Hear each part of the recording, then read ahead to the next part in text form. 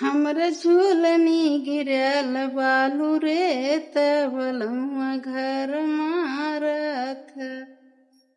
हमरे झूलनी गिरल बालू रे तबलमुआ घर मारत हैं। हमरे ससुरु बड़ा हो नीर मोहिया बलम के समझावत हैं। हमारी सासुई बड़ी हो हर जयवा बलम के लाल करत हैं।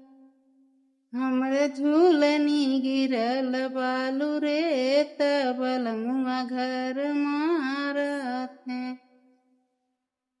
हमर जेठवा बड़ा हो नीर मोहिया बलम के समझावत हैं। हमारी जेठनी बड़ी हो हर जयवा बलम के लाल करत हैं।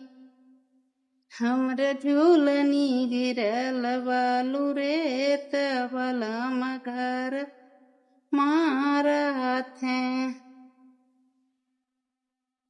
हमरे नाना दोई बड़ा हो नीर मोहिया बलम के समझावत हैं।